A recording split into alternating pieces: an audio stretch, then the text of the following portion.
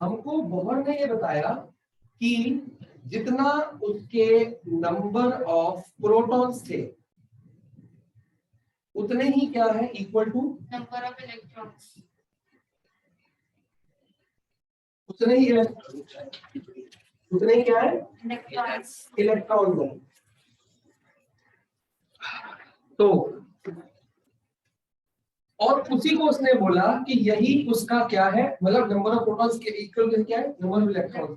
लेकिन जो mass number है वो भी इसकी इक्वल होना चाहिए, बट मास नंबर उसकी इक्वल होता ही नहीं। फॉर एग्जांपल सोडियम का मास कितना होता है 23। सोडियम का मास कितना है, अगर मैं सोडियम लिखूं, सोडियम का सिंबल क्या है Na। इसका मास कितना है 23, पर इसमें प्रोटॉन्स कितने हैं, प्रोटॉन्स इसके अंदर होते हैं 11, ठीक है। और फिर इलेक्ट्रॉन्स कितने होंगे, ज्यादा होंगे, इक्वल होते हैं, 11 हो गए। अब अगर 11 प्रोटॉन्स यहाँ पे हैं और 11 इलेक्ट्रॉन्स आउटर मोस्ट शेल में क्या कर रहे हैं, घूमे जा रहे हैं, बाहर भी 11 अंदर भी 11, तो इसका मास कितना होना चाहिए 11 होना चाहिए, जो इक्वल है ना, तो मास नंबर भी इक्वल होना चाहिए, तो मास नंबर भी 11 होना चाहिए।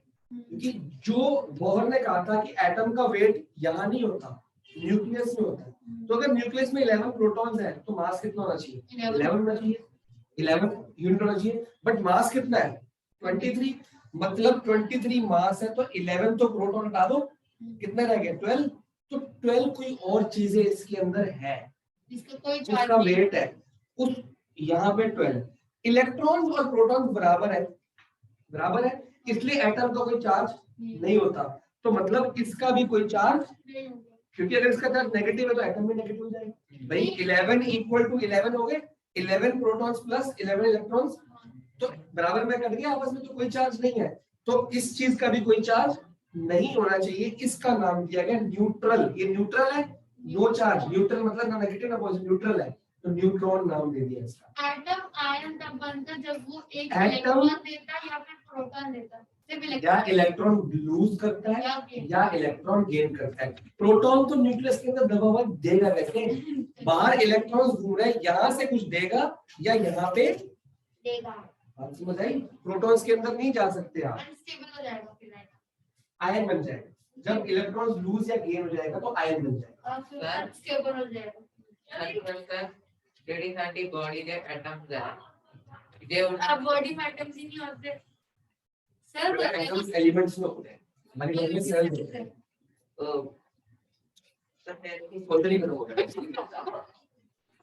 तो कैसे चीज का कितने अभी एटम, स्कूल में एटम है, नॉन लिविंग थिंग पेपर में एटम है, पेन में एटम है, ना जरा समझ लो कितने एटम है, ज्यादा तो ठीक है कि ज्यादा दो एटम इंटरैक्ट कर दे तो फिर 10 साल मतलब बांधे रहते हैं एनर्जी, लेकिन इनका फ्यूजन, हां वही इनका एटम ना नहीं बनती, तो ये आइडेंटिकल एटम है ना, डिफरेंट बेटा डिफरेंट एटम्स थोड़ी आपस में टकरा रहे हैं, इलेक्ट्रॉन्स गिव एंड टेक हो रहा है, एटम्स थोड़ी टकरा रहे हैं सर। लेकिन अगर सेम एलिमेंट के मतलब कि इसी के एटम अगर टकराएंगे तो कुछ होगा नहीं ना, बिल्कुल होगा, एनर्जी रिलीज होगी, सेम हो चाहे लोग एटम्स टकराएंगे एनर्जी रिलीज होगी ही होगी। मैं जा रही हूँ हमारे मोट पानी करने के लिए, ठीक है, और आपने ना मैंने अपने की जैकेट, ग्लव्स और मास्क उतार के शोकेस पे रखा है, तीनों चीजें पहना के इसको नानी घर छोड़ना है और फिर मुझे मम्मा घर से लेने आना। मैं पैदल जा रही हूँ, स्कूटी पे पहले इसको छोड़ के फिर आगे आना, तीनों चीजें पहना देना। अब यहाँ तक हमने कितना चैप्टर पढ़ लिया था, रिवीजन हो गया, बहुत दिन हो गया था ना। अब दो बातें और आई थी लास्ट क्लास में कि न्यूमेरिकल टाइप थे कि जो शेल्स, एक चीज तो लिख लो, number of protons equal to number of neutrons होते हैं। हाँ, तो जो शेल्स है ये हो गया आपका न्यूक्लियस, पहली शेल का नाम क्या है के, दूसरी शेल का नाम क्या है तीसरी शेल का नाम क्या है और चौथी का एन। के कितने इलेक्ट्रॉन होल्ड कर सकता है 2, सिर्फ 2, कितने? 2 2 L 8 8 M 15 लेकिन होते 18 कैसे होते हैं? हम 18 होल्ड कर सकते हैं, लेकिन हम 8 डालेंगे इसके अंदर। हाँ पर और- वैसे नहीं, वैसे तो होते 16 बेटा फॉर्मूला बताओ। जो N होगा 2 into square 18 बनना चाहिए 2 प्लस into n करके का square 2 into n का स्क्वायर, ये फर्स्ट शेल है तो n क्या हो गई? 1। तो क्या हो गया? 2 into 1 का स्क्वायर मतलब 2n इलेक्ट्रॉन्स। फिर सेकंड शेल कौन सी है? L, ये K के लिए, ये L के लिए। 2 into 2 का square, 2 to the 4, 4 to the m, n equal to 3। 2 into 2 का सॉरी 3 का स्क्वायर, 9 2 जा 18। फिर n तक चले जाओ। 2 into 4 का स्क्वायर, 16 2 जा। लेकिन हम इसमें भी 2 होल्ड करेंगे, इसमें भी 2, इसमें कभी कभी 8 कभी कभी 18 भी कर लेंगे, ठीक है? वो डिपेंड करता है एटम एटम के ऊपर, ठीक है? वो लिखा बुक में मार्क है। डैश डैश बना लेंगे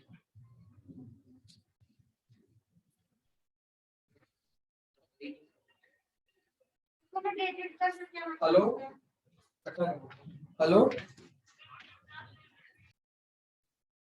ठीक है? ये क्या हो गया? चलो अब समझ गए ए शेल में क्या आएगा? अब आज से हमने पढ़ना है वैलेंसी और वैलेंस इलेक्ट्रॉन्स। हाँ बताओ। क्वेश्चन नंबर 1 का जो आंसर है ना वो कह रहा है कार्बन 6 है। कार्बन कितना है? 6 जहाँ तक मुझे समझ आया। कार्बन का एटॉमिक नंबर मैंने ये कहा था, वैलेंस मैसेज नहीं पढ़ा। क्वेश्चन इंडेक्स क्वेश्चन नंबर कौन सा है? Question index page number 50 question number 192। क्या कह रहा है? Write the distribution of electrons in carbon and sodium atom. अच्छा सोडियम का ये लिखा। हाँ तो ठीक है, कार्बन का लिख देता हूँ मैं। क्वेश्चन नंबर कौन सा? ये 1, हाँ कार्बन पेज नंबर 50। तो कार्बन पहले आपको डिस्ट्रीब्यूशन करने के लिए इसका एटॉमिक नंबर चाहिए कि mass number? Number atomic number. Mass number का होता है formula protons plus, neutron.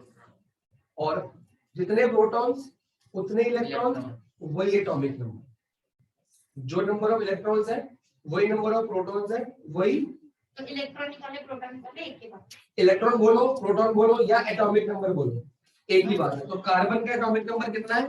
6। So K2 Six।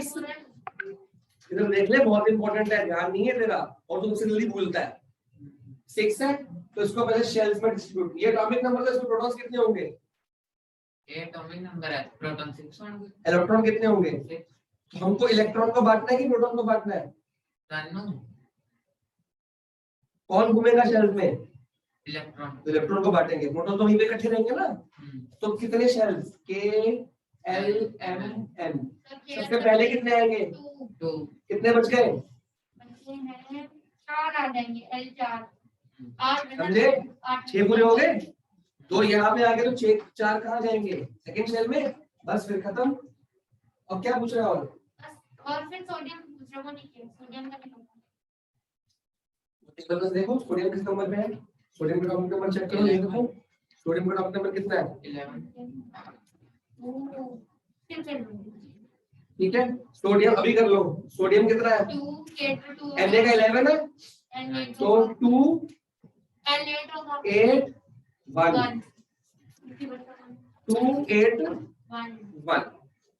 अब आज के जो टॉपिक है उसमें मैंने आपको सिखाना है valency, valence electron, atomic number, mass number. सबसे पहले मास नंबर फॉर्मूला लिखा था पिछली क्लास में। Mass number is equal to number of protons plus sir heading क्या डालनी है? मास फॉर्मूले। हाँ वैलेंसी के अंदर कर लो, नंबर ऑफ न्यूट्रॉन्स।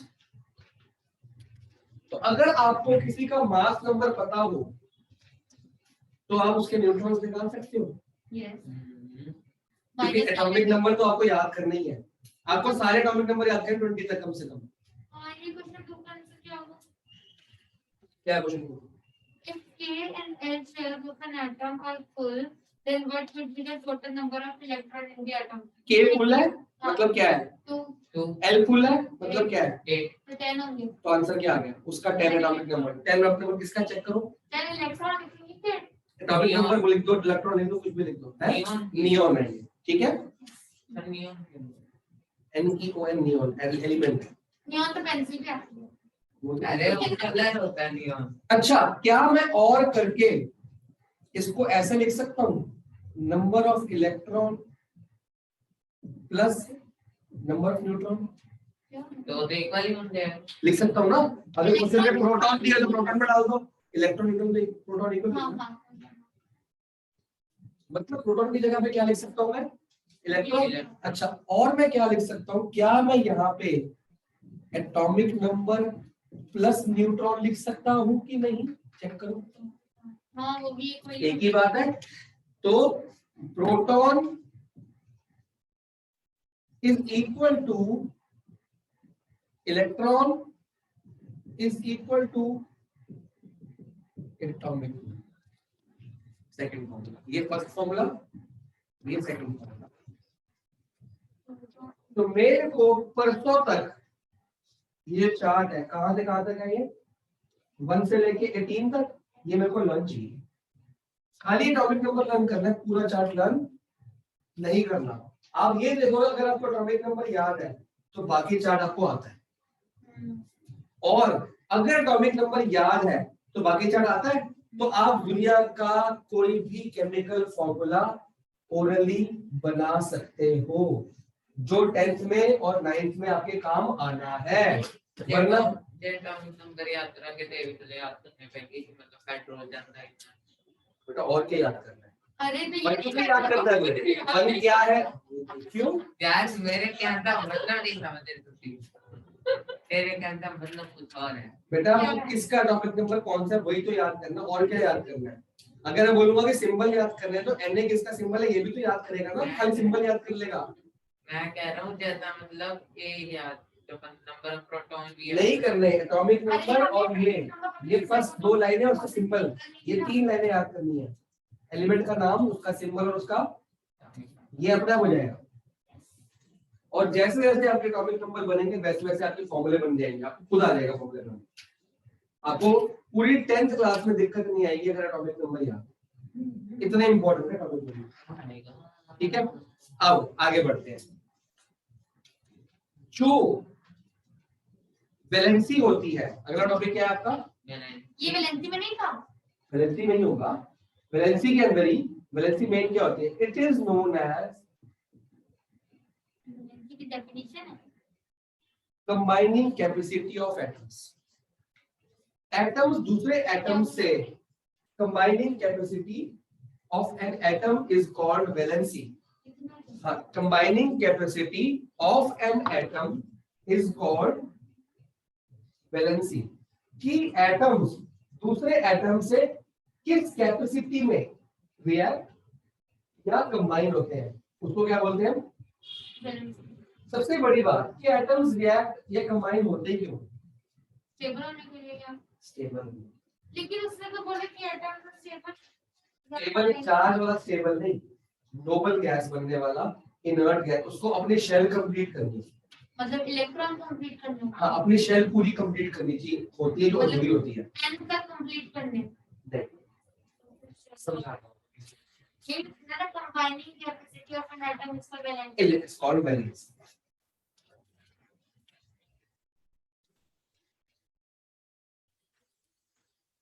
वो मोल बोल के न्यूमेरिकल भूल तो नहीं गए? प्रैक्टिस करनी पड़ेगी ना। मोल भूल गए, अब धीरे धीरे पिछला टेस्ट रखना शुरू कर देते हैं। जिससे आपका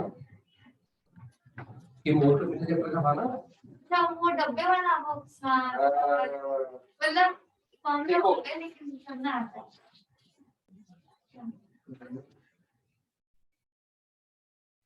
Atoms combine, इसके अंदर कौन हाँ, full stop के बाद atoms combine और react with और with का react लिखो और react लिख लो with other atoms or react with other atoms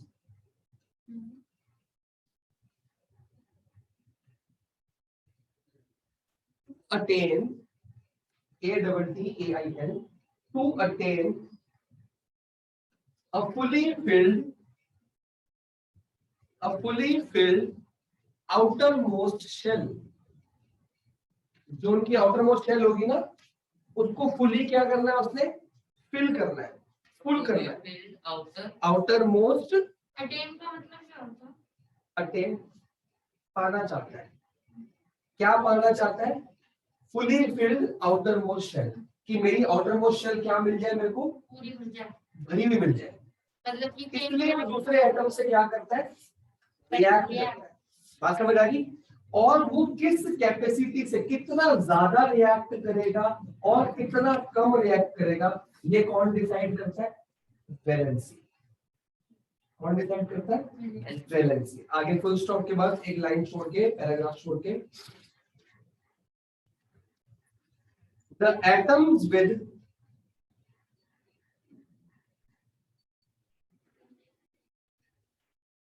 already full atoms with already full outermost shell इनकी already outermost shell क्या है full है already full outermost shell do not react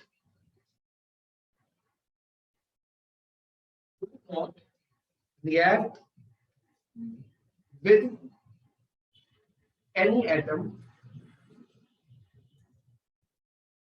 full stop these atoms are called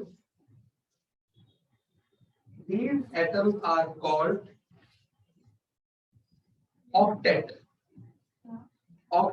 OCTET इनको क्या बोलते हैं हम octet और noble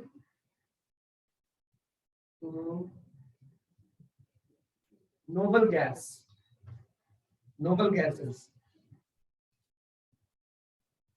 और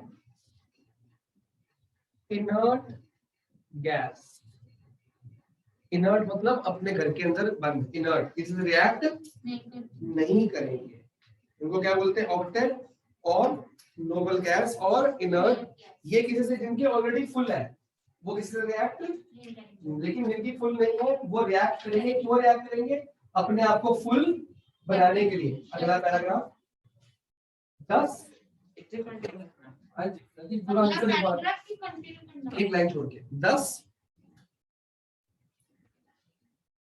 atoms combine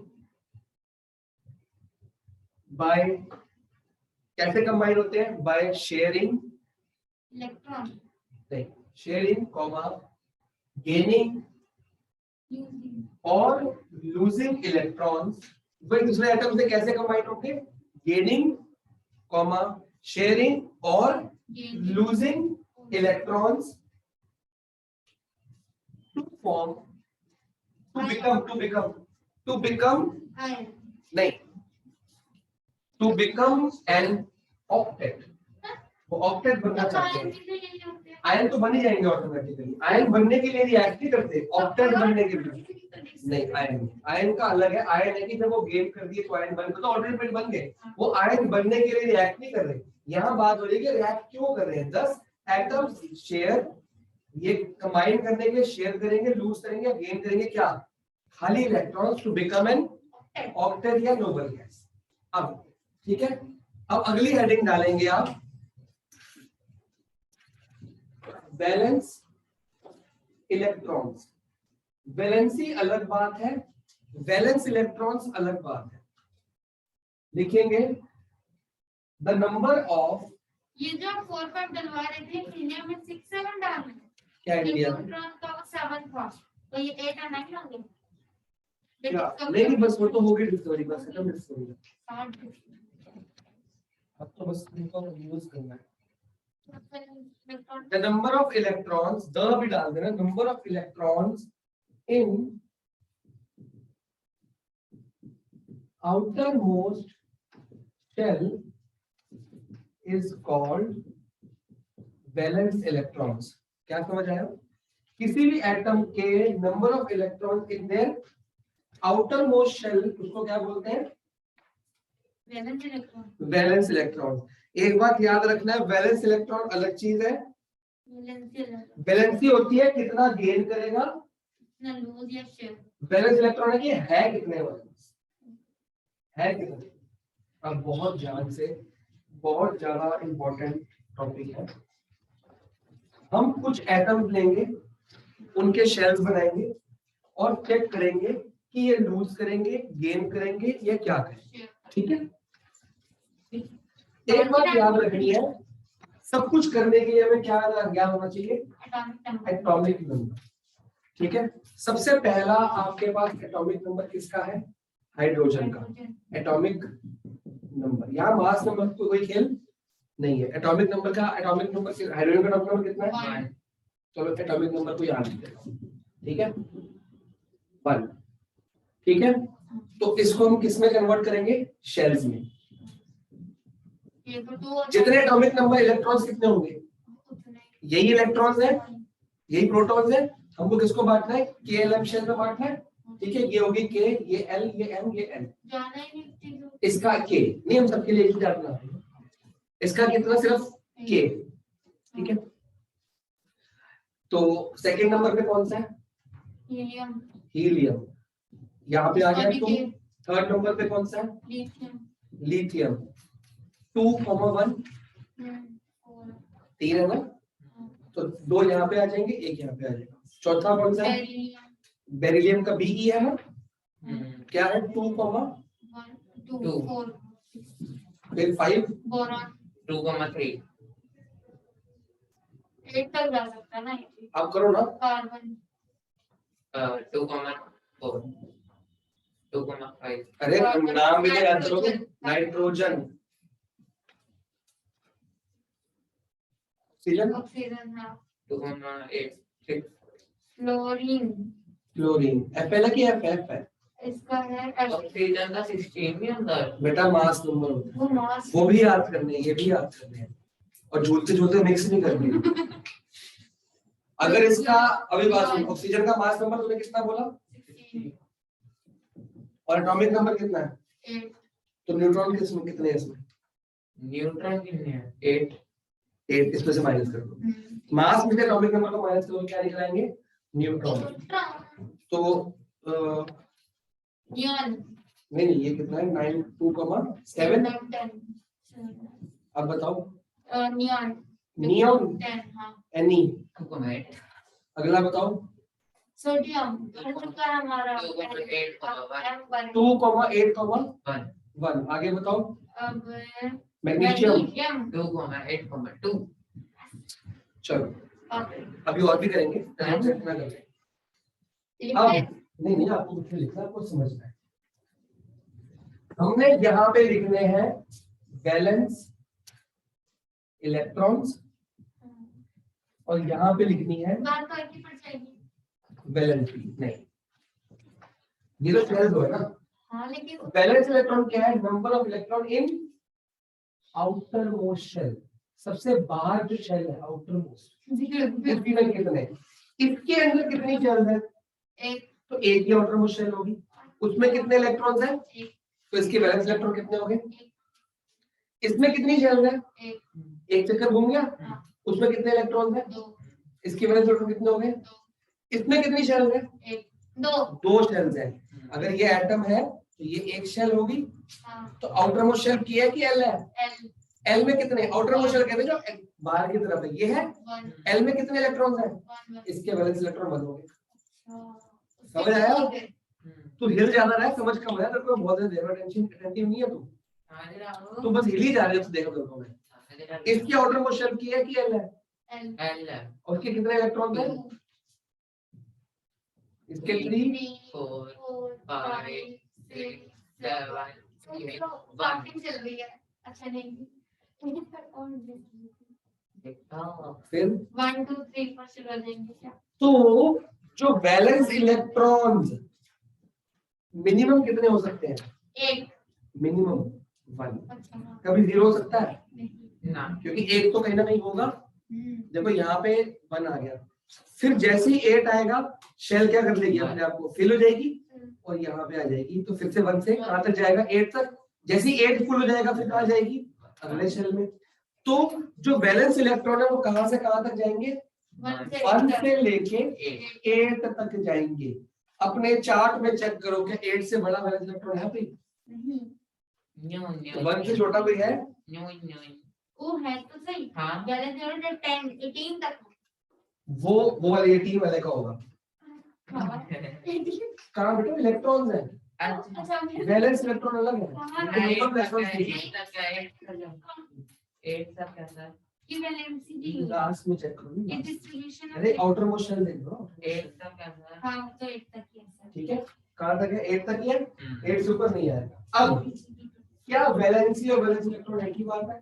नहीं। इसी चैप्टर में वैलेंस इलेक्ट्रॉन्स काम आएंगे, इसी चैप्टर में वैलेंसी काम आएगी। जब रिएक्ट करना है, फॉर्मूला बनाना है तो वैलेंसी काम आएगी। लेकिन वैलेंसी निकलती कैसे है? वैलेंस इलेक्ट्रॉन से। हमने वैलेंसी के अंदर क्या, वैलेंस इलेक्ट्रॉन क्या पढ़ा कि number of electrons in outermost shell. Valency के अंदर ये बात कही जाती है कि कंबाइनिंग कैपेसिटी कि वो किससे कंबाइन कर रही है। होते हैं, कितना गेन करेगा कितना लूज। अब ध्यान से देखेंगे। इसके पास पहले इसको छोड़ देते हैं, और जिनके आउटर मोस्ट शेल क्या होती है? फुल, उनको हम क्या बोलते हैं? ऑक्टेट। वो कंबाइन नहीं होते। नहीं करते। पहले मैं इस पे आऊं, पहले इस पे आता हूं, लिथियम। लिथियम के आउटर मोस्ट में कितने हैं? हर एटम दूसरे एटम से रिएक्ट करता है अपनी आउटर मोस्ट शेल को क्या करने आता है? फुल करने के लिए। लिखा है ना आपने? वो चाहता है कि fully filled outermost shell, और अपने आप को क्या बनाऊंगा मैं? ऑक्टेट। ऑक्टेट मतलब इसकी आउटर मोस्ट शेल क्या हो? लेकिन हर कोई बन नहीं पाता। सब बन जाते हैं रिएक्ट करने में। एंडी जैसे कि इधर देखो, जैसे देखो मेरी बात सुनो, हीलियम की आउटर मोस्ट शेल कौन सी है? और वो फुल है। फुल है ना, उसको ना गेन चाहिए ना लूज चाहिए। ये ऑक्टेट है। क्या है ये? इसकी वैलेंसी 0, ये रिएक्ट नहीं करेगा इससे। इसकी वैलेंसी कितनी होगी? ढूंढो। इसकी शेल फुल है, इसकी फुल है। इसकी शेल क्या है? फुल।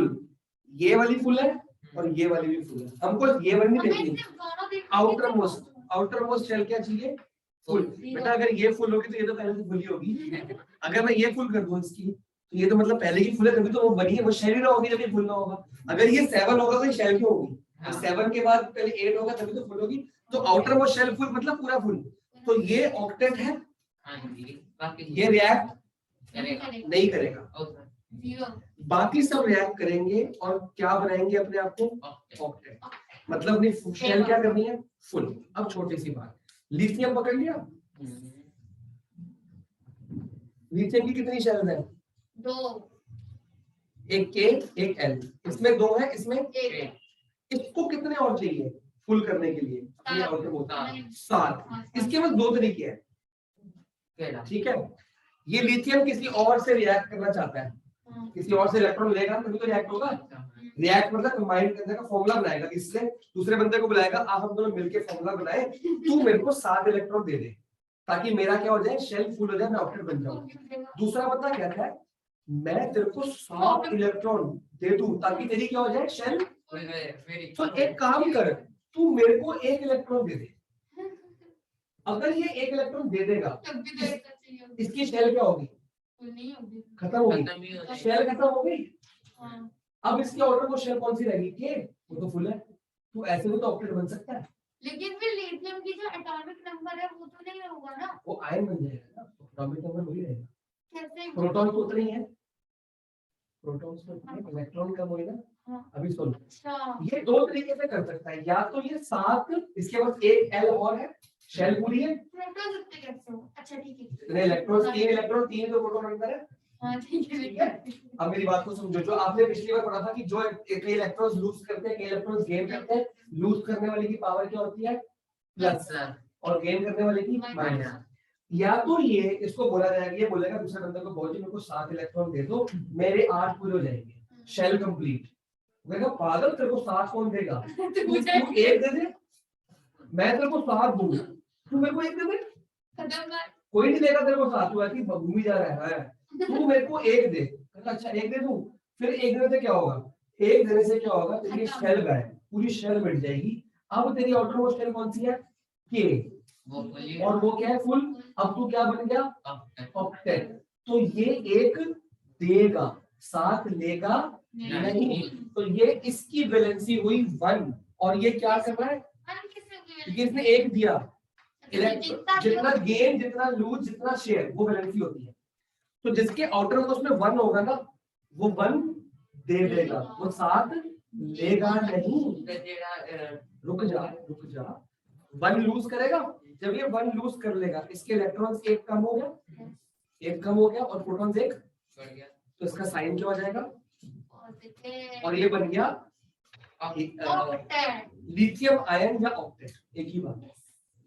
अब इसकी आउटर मोस्ट में कितने हैं, ये इसको और कितने चाहिए, या तो ये 6 मांगे या अपने 2 हटा दे, तो ये क्या करेगा, कोई इसको 6 नहीं देगा, इसकी वैलेंसी कितनी हुई 2, ये लूज करेगा।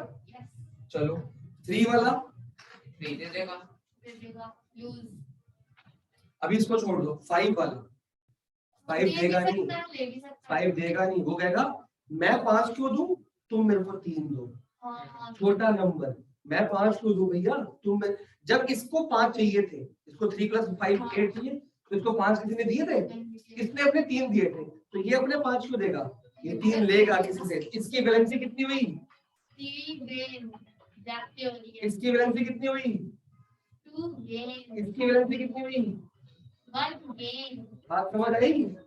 तो वैलेंसी 0 से कहां तक जाएगी, मैक्सिमम 4 तक। सॉरी, हाँ 4 पे हाफ हो गया ना, 4 बस 5 मिनट तक हो गया। 5 मिनट लगने में, ठीक है, आपको 5 मिनट टेबल चार्ज करना लगेगा। आप तो खड़े रहो, क्लास खत्म हो गई, तो फोन पे बच्चों क्लास खत्म हो गई